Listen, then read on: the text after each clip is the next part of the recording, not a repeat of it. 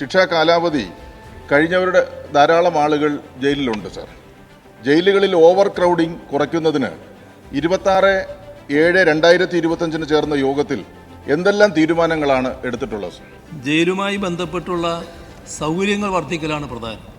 അട്ടക്കുളങ്ങരയിൽ സ്ഥിതി ചെയ്യുന്ന വനിതാ ജയിൽ, പൂജപ്പുര സെൻട്രൽ ജയിൽ ഇവ അനക്സ് ചെയ്താൽ ഏകദേശം 300 തടവുകാരെ പാർപ്പിക്കാൻ കഴിയും. വനിതാ ജയിൽ സെൻട്രൽ പ്രിസണിനടുത്തുള്ള ഒരു ബ്ലോക്കിലേക്ക് മാറ്റാനാണ് ഉദ്ദേശിക്കുന്നത്. അതേപോലെ തന്നെ ആലപ്പുഴ ജില്ലാ ജയിലിൻ്റെ നവീകരണ പ്രവർത്തനങ്ങൾ നടക്കുന്നുണ്ട്. അത് പൂർത്തിയായാൽ 150 പേരെ പാർപ്പിക്കാൻ കഴിയും. അതിലേക്ക് ആവശ്യമായ തസ്തികകളും സൃഷ്ടിക്കേണ്ടതായിട്ടുണ്ട്.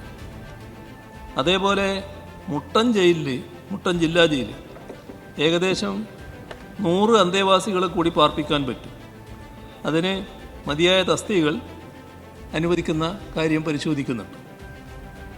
കോട്ടയം, പത്തനംതിട്ട മേഖലയിൽ ഒരു സെൻട്രൽ ജയിൽ സ്ഥാപിക്കുന്നതിന് സ്ഥലം കണ്ടെത്തുന്നതിനുള്ള നടപടികൾ സ്വീകരിക്കണമെന്ന് കണ്ടിട്ടുണ്ട്.